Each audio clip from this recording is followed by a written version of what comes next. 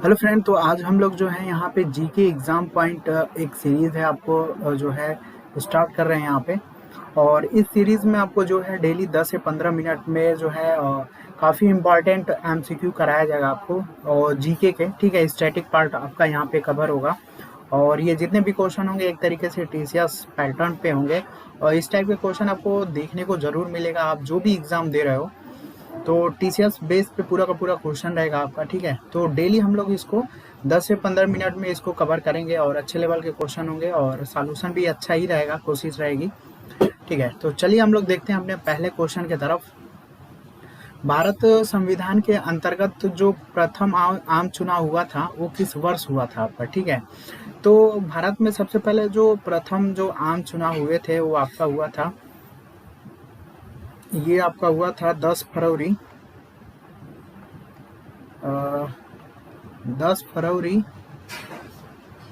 1952 को हुआ था आपका। तो यहाँ पे कभी कभी 10 फरवरी डेट ऐसा भी दे सकता है या 1952 आपको ऑप्शन में ही दिया है, तो आप 10 फरवरी को भी थोड़ा सा यहाँ पे याद रखिएगा, ठीक है। 1952 में आपका जो है सबसे पहले भारत में जो आम चुनाव हुआ था 1952 में हुआ था 10 फरवरी को।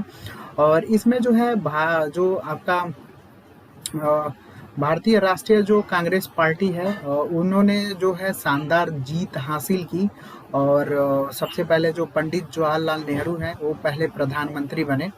टोटल जो है 364 सीट जो प्राप्त हुआ था 489 सीटों में से, ठीक है। तो ये चीज़ है। अभी देखो यहाँ पे जो आपका 10 फरवरी 1952 को जो आपका प्रथम आम जो चुनाव हुआ था, इसी को जो है छलांग दिवस के रूप में मनाया जाता है। इसको लिख लीजिएगा। भारत की पहली, ये क्वेश्चन पूछा गया है आपका किसी असिस्टेंस इंजीनियर के एग्जाम में पूछा गया था। भारत की पहली लोकतांत्रिक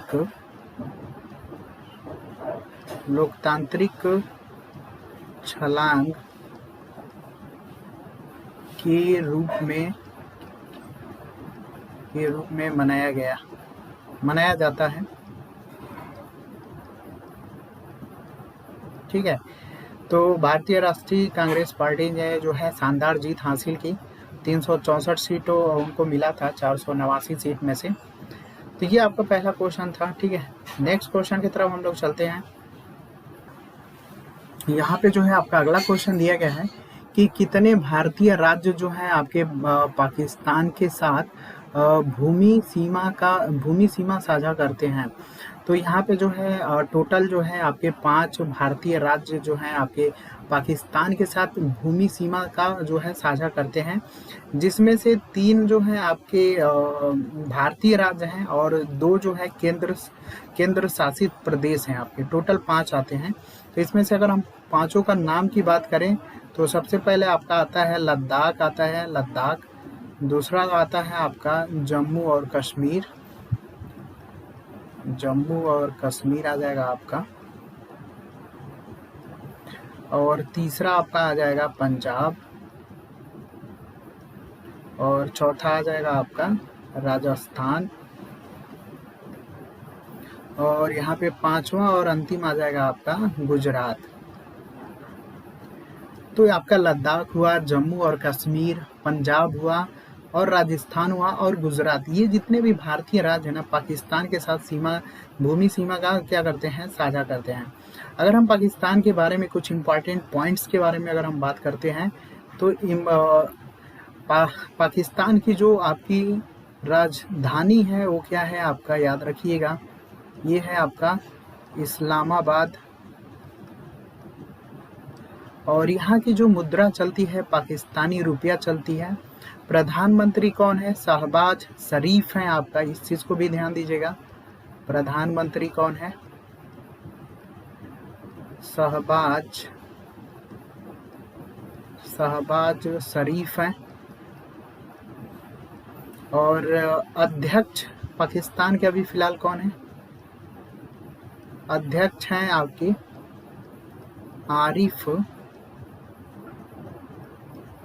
आरिफ अलविक। जनसंख्या यहाँ पे लगभग 22 करोड़ जनसंख्या है आपका, ठीक है। और सबसे पहले प्रधानमंत्री कौन थे? ठीक है, अगर पहले की बात किया जाए, पहले प्रधानमंत्री का ये क्वेश्चन पूछा गया है। पहले प्रधानमंत्री जो कौन थे, तो ये थे लियाकत अली खान।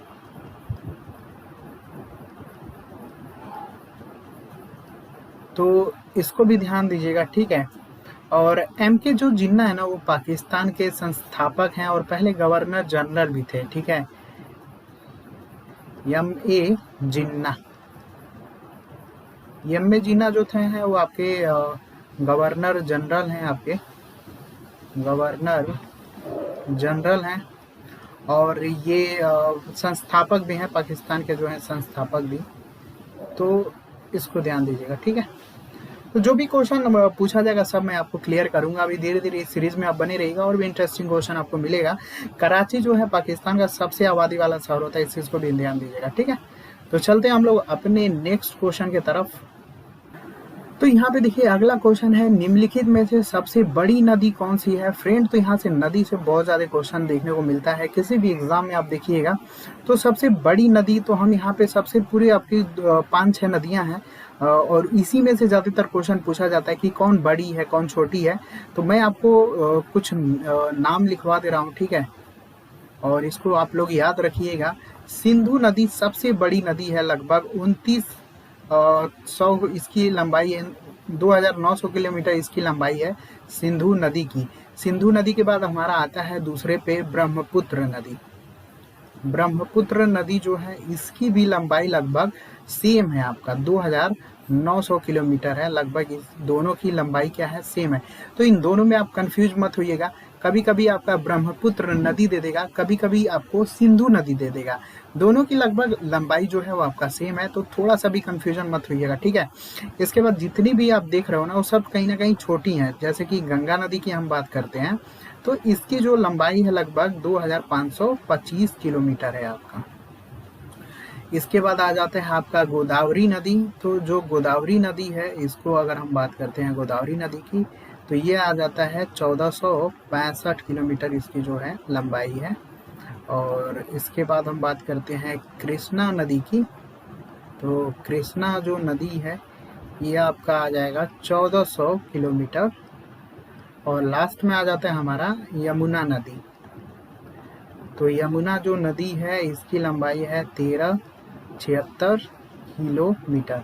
तो आपको सिंधु नदी और ब्रह्मपुत्र नदी याद रखना है, सबसे लंबी नदी है, ठीक है। वैसे तो यहाँ पे आंसर ब्रह्मपुत्र हो जाएगा आपका। और गंगा नदी का याद रखिएगा और सबसे छोटी नदी यहाँ पे यमुना नदी होती है। तो लगभग आप इस चीज़ को जो है ध्यान दीजिएगा, ठीक है। तो अगला यहाँ पे देखिए क्वेश्चन दिया गया है कि निम्नलिखित क्रांतिकारियों में से कौन जो है मास्टर दा के नाम से प्रसिद्ध थे, ठीक है। तो ये थे हमारे सूर्य कुमार सेन, ठीक है। इनका पूरा नाम क्या है आपका, सूर्य कुमार सेन, सूर्य कुमार सेन, ठीक है। तो ये आपका राइट आंसर होगा 4 वाला। देखो सूर्य कुमार सेन जो है इनको मास्टर दा के नाम से भी जाना जाता था। और ये जो है एक पेशे से क्या थे, स्कूल शिक्षक थे भाई, ठीक है। एक पेशे से क्या थे, स्कूल के शिक्षक थे। और स्कूल के ये शिक्षक थे। और देखो जो सूर्य सेन है ना, इन्होंने जो है 22 मार्च 1894 से लेके 12 जनवरी 1934 तक इन्होंने एक भारतीय क्रांतिकारी के रूप में बहुत ही अच्छा योगदान दिया, ठीक है। तो ये आपका उतना इम्पोर्टेंट नहीं है पॉइंट, लेकिन ज़्यादातर आपका ये जो है ये एक पेशे से क्या थे, शिक्षक थे, इस चीज़ को ध्यान दीजिएगा। ये क्वेश्चन आपका पूछा गया है। और मास्टर दा के नाम से सूर्य सेन जो थे वो आगे प्रसिद्ध थे। अगर हम बात करते हैं राम प्रसाद बिस्मिल का, तो ये भी एक क्रांतिकारी थे जो 1918 में जो मैनपुरी षड्यंत्र हुआ था उसमें इन्होंने पार्टिसिपेट किया था। और 1925 में जो काकोरी षड्यंत्र हुआ था उसमें भी इन्होंने क्या लिया था, भाग लिया था। और भारत में जो ब्रिटिश शासन के खिलाफ इन्होंने क्या की थी, लड़ाई भी लड़ी थी, राम प्रसाद बिस्मिल, ठीक है। और इसी तरीके से अस्फान खान उल्ला भी जो है ये भी भारतीय स्वतंत्रता आंदोलन में एक भारतीय स्वतंत्रता कार्यकर्ता और हिंदू सोशलिस्ट रिपब्लिक एसोसिएशन के भी क्या थे, ये संस्थापक थे आपका, ठीक है। तो ये सब कुछ इंपॉर्टेंट पॉइंट है, लेकिन आप इजिली जो क्वेश्चन है उसको ज़्यादा ध्यान दीजिएगा, ठीक है। तो चलिए हम लोग अगले क्वेश्चन की तरफ चलते हैं। तो फ्रेंड अगला क्वेश्चन है, वैष्णववाद में जो देवता के कितने अवतारों को मान्यता दी गई है। तो काफी ज्यादा यहाँ से भी क्वेश्चन आता है आपके प्राचीन इतिहास से। तो वैष्णववाद में देखो देवता में लगभग 10 अवतारों को मान्यता दी गई है। ठीक है, यहाँ पे कितने को दी गई है, 10 लोगों को दी गई है। पहला आपका जो है वो आपका मत्स्य पालन, जिसे हम लोग मछली बोलते हैं। ठीक है, मत्स्य पालन मछली। फिर आपका दूसरा पे आता है आपका कच्छप, और तीसरा पे आता है वराह, और उसके बाद नरसिंह आता है आपका। नाम भी याद रखिएगा, रीजन क्या है ना, कभी कभी स्टैंडर्ड एग्जाम में पूछ लेता है कि इसमें से कौन सा नहीं है, इसलिए मैं आपको ये सब भी करवा दे रहा हूँ। ठीक है, वामन हो जाएगा आपका। उसके बाद जो है परशुराम, काफी फेमस नाम है, परशुराम हुआ आपका। उसके बाद राम, उसके बाद आपका हो जाएगा कृष्णा, उसके बाद आ जाएगा आपका बुद्ध, और उसके बाद जो होगा वो आपका कल्कि। तो भाई वैष्णववाद में जो देवता के 10 जो है अवतारों को मान्यता यहाँ पे दी गई थी, और 10 अवतारों के यहाँ पे मैंने नाम लिखवा दिया, 2 2 4 6 8 और 10। ठीक है, तो चलिए अगले क्वेश्चन की तरफ चलते हैं हम लोग। तो यहाँ पे देखिए अगला क्वेश्चन जो दिया गया है कि निम्नलिखित में से जो है कौन जो है आपका भारत का जो पहला जो है बायोस्फीयर रिजर्व है। तो भारत का पहला बायोस्फीयर रिजर्व जो है वो आपका नीलगिरी है आपका। ठीक है, नीलगिरी जो है आपका एक तरीके से नीलगिरी जो है नीले, इसका अर्थ होता है नीले पहाड़ होता है। ठीक है, नीलगिरी का जो अर्थ होता है वो आपका क्या होता है, नीले पहाड़। और ये जो है तमिलनाडु राज्य में जब आप जाइएगा तो तमिलनाडु राज्य के भीतर जो है एक नीलगिरी पठार है, उसी के नीचे जो है फूलों से ढके कुछ पहाड़ थे, उसी के नाम पे इनका जो नाम उत्पन्न हो गया नीलगिरी। ठीक है, और अब यहाँ पे कुछ इम्पोर्टेंट पॉइंट की हम बात कर लेते हैं नीलगिरी से। तो अभी देखो इम्पोर्टेंट पॉइंट आप लिख लीजिए कि ये भारत में जो है लगभग 1986 में क्या हुआ था, स्थापित हुआ। ठीक है, ये सब इम्पोर्टेंट पॉइंट मैं आपको लिखवा दे रहा हूँ। 1986 में क्या हुआ था, स्थापित हुआ। मतलब पहला बायो रिजर्व कहाँ पे भारत में स्थापित हुआ, कितने सन में, अगर ये पूछा जाएगा, सन अगर पूछा जाएगा तो 1986 याद रखना है अपना। और पहला अगर पूछेगा तो आपको पता ही है कि पहला जो बायोस्फीयर रिजर्व है वो आपका नीलगिरी है। ठीक है, और इसका जो क्षेत्रफल है, अगर वो क्षेत्रफल भी पूछ ले तो आप याद रखिएगा, जो क्षेत्रफल है इसका लगभग ये आपका है 5520 वर्ग किलोमीटर। ठीक है, तो आपको इतना पॉइंट याद रखना होगा। अब यहाँ पे कुछ इंपॉर्टेंट पॉइंट्स की और हम बात करते हैं फ्रेंड। तो यहाँ पे आपको सुंदरवन जो है आपका, ये कहाँ पे है, जो सुंदरवन है ये आपके बंगाल की खाड़ी में, ये आपका कहाँ है, बंगाल की खाड़ी में जो है आपका गंगा। ठीक है, बंगाल की खाड़ी में गंगा ब्रह्मपुत्र और जो मेघना नदी है, ठीक है, इसके संगम से एक डेल्टा बनता है। ठीक है, उसी को हम लोग ज़्यादातर सुंदरवन के नाम से जानते हैं। नंदा देवी से काफ़ी ज़्यादा क्वेश्चन आते हैं आपके। तो नंदा देवी की जो स्थापना को याद रखना होगा आपको कि नंदा देवी का जो स्थापना है ये आपका 1982 में हुआ था, और ये जो है भारत के उत्तराखंड में है। ठीक है, ये भी याद रखिएगा, ये कहाँ पे है आपका, उत्तराखंड। ठीक है, उत्तराखंड में जो है चमोली गढ़गांव जिला है कोई। ठीक है, गढ़वाल जिला। ठीक है, चमोली गढ़वाल जिला है, तो वहीं पे है आपका ये जो नंदा देवी बायोस्फीयर रिजर्व है। और इसकी जो है अधिकतम ऊंचाई अगर पूछा जाएगा तो लगभग याद रखिएगा, अधिकतम जो ऊंचाई अगर इसका पूछ लिया जाए मान लो तो याद रखिएगा 3500 मीटर है आपका। ठीक है, 3500 मीटर। तो ये इम्पोर्टेंट पॉइंट है। तो चलिए हम लोग नेक्स्ट अगले क्वेश्चन की तरफ चलते हैं। तो यहाँ पे देखिए फ्रेंड अगला यहाँ पे जो क्वेश्चन दिया गया है काफी इम्पोर्टेंट क्वेश्चन है।